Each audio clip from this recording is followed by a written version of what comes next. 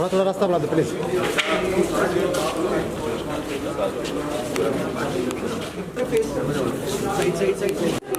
माता की भारतीय जनता पार्टी जिंदाबाद, भारतीय जनता पार्टी जिंदाबाद, भारतीय जनता पार्टी जिंदाबाद। श्री मनोहर लाल जी खट्टर जिंदाबाद, जिंदाबाद।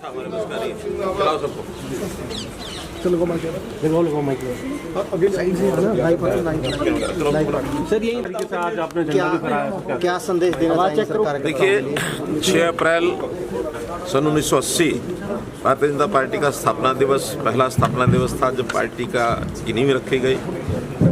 और आज 6 अप्रैल 2023 43 साल का सफर भारतीय जनता पार्टी का। बहुत कार्यकर्ताओं ने इस पार्टी को वहाँ से शुरू होकर और आज इस लेवल पर पहुँचाया है। आज दुनिया के सबसे बड़ी लोकतांत्रिक पार्टी ये बनी है। और इस पार्टी ने इतना सफ़र जो तय किया है, समय समय पर बहुत से उतार चढ़ाव भी आए।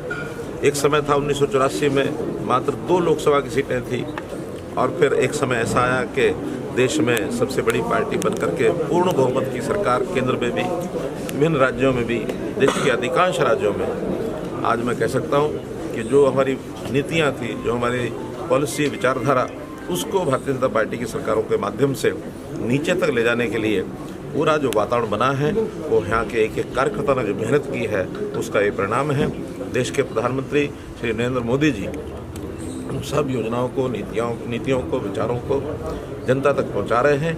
खास करके अंत्योदय के भाव से गरीब जनता जो नीडी है, ज़रूरतमंद है, जो वनवासी क्षेत्रों में, ग्रामीण क्षेत्रों में, जातियों के हिसाब से हो चाहे क्षेत्र के हिसाब से हो, जो पिछड़े हुए हैं, उन सबको और एक प्रकार से आगे बढ़ाने के लिए, ऊपर उठाने के लिए निरंतर प्रयत्न भारतीय जनता पार्टी की सरकारें कर रही हैं।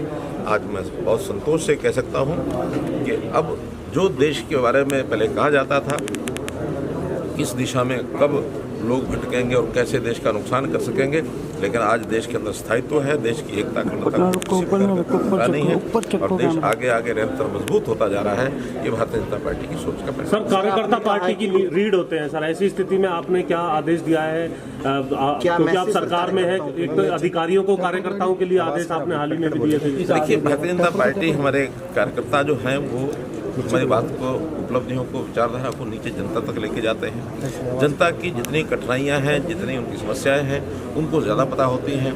हमने सब अधिकारियों को कहा है कि हमारे पार्टी के कार्यकर्ताओं के माध्यम से जो बातें आएँ उनको प्राथमिकता के आधार पर सॉल्व करें। आखिर सामाजिक चीज़ें होती हैं, कोई बहुत व्यक्तिगत चीज़ों को लेकर के हमारा कार्यकर्ता बहुत ज़्यादा नहीं जाता है, लेकिन सामाजिक बातों में और जो एक प्रकार से आम आदमी के भले के लिए कोई बात है, उसको तुरंत करने के लिए अधिकारियों को और कर्मचारियों को सब ने कह दिया है।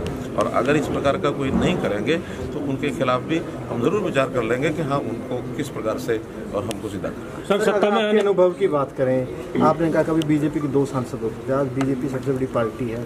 कभी आप बैठ के लेने जाते होंगे तो 5 लोग मिलते होंगे, 10 लोग मिलते होंगे, कभी सोचा था कि इतनी बड़ी पार्टी बनेगी, देश पर राज करेगी, ज़्यादातर राज्यों में राज? कोई अनुभव कुछ शेयर करना चाहिए? देखिए, मैं स्वयं हरियाणा की भारतीय जनता पार्टी का संगठन मंत्री 1994 में बना, और 94 के अंदर पार्टी का जो उस समय स्थिति हमारी थी, बहुत सामान्य स्थिति थी। कहीं हम राजकाज में नहीं थे, कहीं हमारा बहुत बड़ा ऐसा अनुभव नहीं था। पार्टी की अपनी जो स्थितियां थी, चाहे कार्यकर्ताओं की हों, चाहे रिसोर्सेज हों, बहुत सामान्य थे। हमने धीरे धीरे करके आगे बढ़ाया, और शक्ति केंद्रों की जो आज रचना दिखाई दे रही है, वो हमने उस समय शुरू की। बूथ की कमेटियाँ बनाई, और आज तो पन्ना प्रमुख तक हम लोग पहुँचे हैं। यानी 60 वोट के ऊपर 15 घरों के ऊपर एक कार्यकर्ता, ये बहुत ही अच्छे प्रकार से वो काम कर रहा है। जितना विस्तार पार्टी का हुआ है, लगातार हमने मेहनत की है।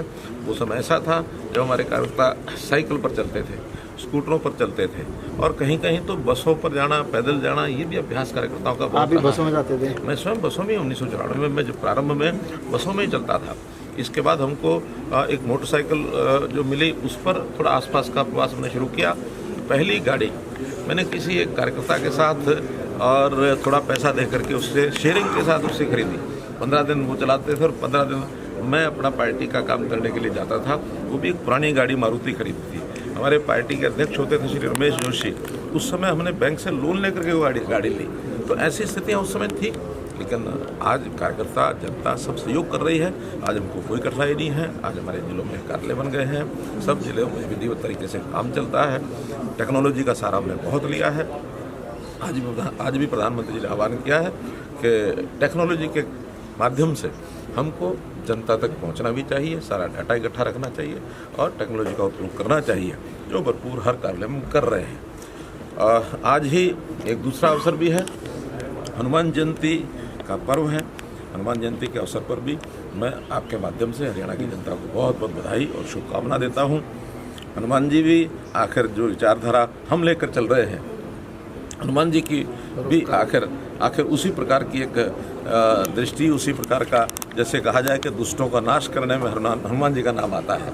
हम भ्रष्टाचारियों के विरुद्ध जो कुछ करते हैं उसमें हम भी उसी काम में लगे हैं जिस काम में हनुमान जी लगे थे, इसलिए हनुमान जी की जयंती पर बहुत। चौधरी देवीलाल की भी पुण्यतिथि है सर, आज चौधरी देवीलाल जी की भी पुण्यतिथि है, उनको भी मैं श्रद्धांजलि। सर कई बार ऐसा होता है पुराने कार्यकर्ता जो हैं, जो जिन्होंने पूरा जीवन दिया पार्टी को सींचने में, कई बार नए कार्यकर्ता सत्ता के साथ आते हैं तो वो ओझल महसूस करते हैं अपने आप को, उनके लिए क्या संदेश देंगे? नहीं, ऐसा नहीं है। हम अपने पार्टी के पुराने कार्यकर्ताओं का सम्मान करते हैं और हमेशा मिलने जुलने का क्रम हमारा जारी रहता है।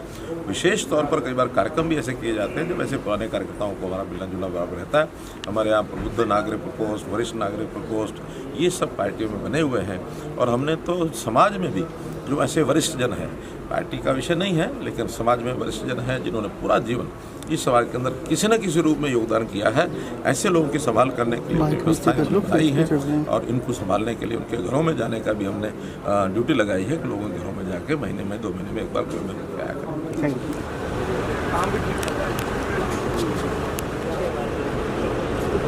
करें।